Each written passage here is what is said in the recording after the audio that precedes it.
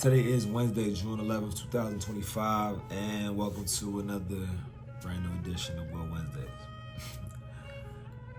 Look, man, I can't even lie.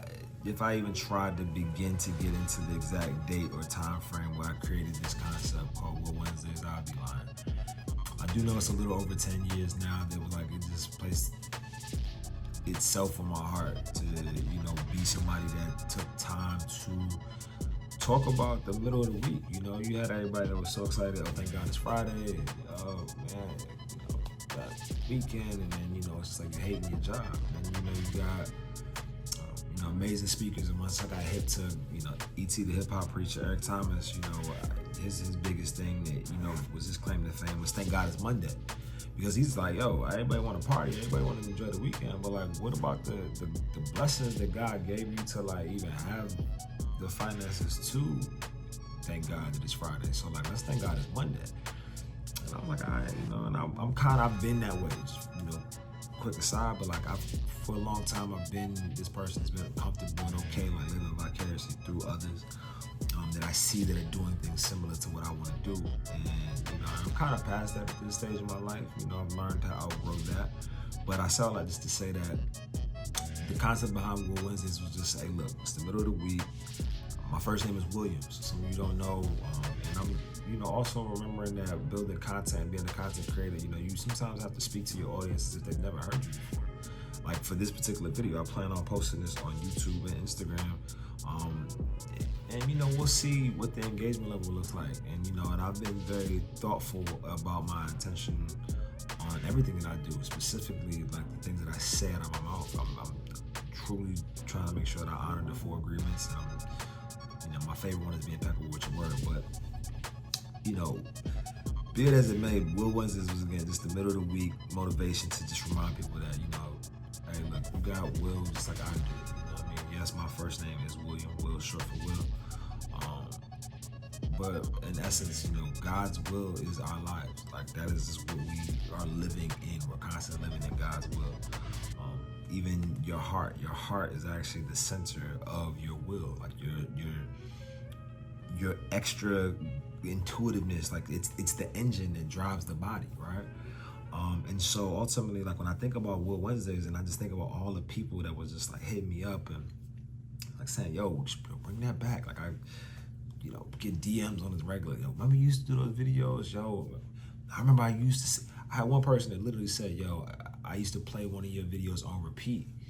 And you just never know who's watching. You never know who's paying attention to your moves. You never know who's literally praying for you to win and who's also believing that they could win just because of your wins, right? And so that being said, for me, Will Wednesdays was something that when I initially started doing it, I was like, nobody really like listen to this. Who's paying attention? And then it would be like, 25 or 30 or 50 likes. And then and I was just like, so I stopped. And then when I came back, it was like 50 turned into 80, and that 80, I was like, it's not enough. And then I came back to doing it again. That 80 would turn into like 150. And it was just like, and I would stop. And that's the funny thing about the human mind. Like whatever you believe in your mind, it will manifest and conceive itself to be either a thought or a habit.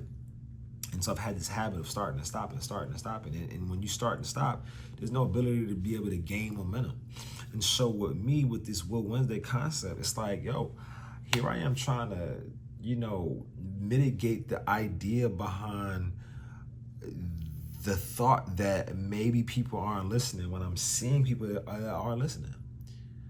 One of my favorite, thoughts behind when I used to do music and I was like younger, and I'm still young to me, I don't care what nobody says. But, I have this, guy, Noah O, great person. I mean, I've met so many amazing artists, amazing people over the years, but, one thing I respect about the artists in Richmond is that they didn't care whether they were performing in front of 3,000 or 30. It could be literally 15 people there, or it could be 1,500, and they're gonna enjoy what they're doing. And so for me, imagine if your pastor or your favorite speaker stopped speaking, or maybe your pastor literally in the middle of his pastorship was just like, I ain't get enough amens last week, so let me stop. And that's the thing with me, like, some of you do know, some of you don't, but like even my stint with getting into ministry and being a clergyman, like, it wasn't something I grew up like wanting to do. It wasn't like nobody from my childhood, nobody from my family, nobody could ever tell you that, yo, Dre say, oh, once he gets older, you want to be a pastor, you want to be a preacher. No, never wanted to. But what I did want to do is I wanted to be me. And what I remember vividly is that my parents, they did a pretty good job with me. You know what I mean? I'm blessed. I'm grateful. My mom and my dad, they just celebrated 39 years of holy matrimony. It hasn't been all sunshine and rainbows, but they're doing it, right?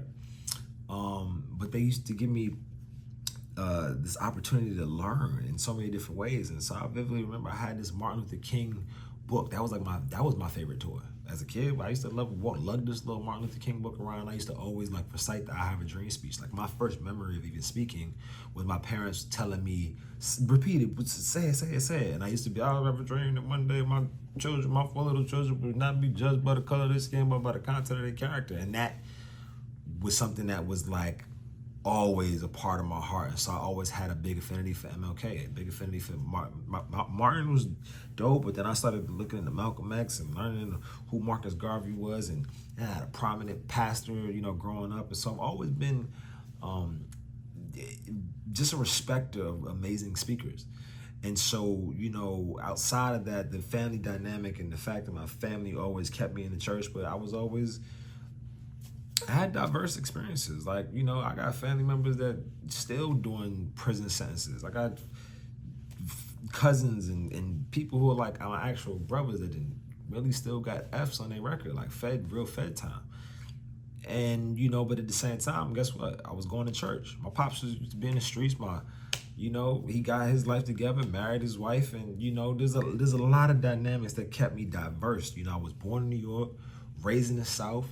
And then when I was in the South, they always didn't, I didn't really feel the love because they was like, you think you cool because you from up north. And then when I was going back up north to go see all the homies, it was like, oh, that's Dre from VA. So it was just, I've always had this like diverse ability to be able to be me. So giving you all the backstory, look, maybe you don't care about none of that. And the only reason I'm sharing y'all this is because now I'm learning that, I don't care if this video, I know my engagement.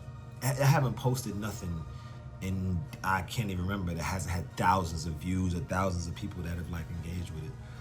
And so all that being said, is it's time for me to level up and take it up to an even further notch.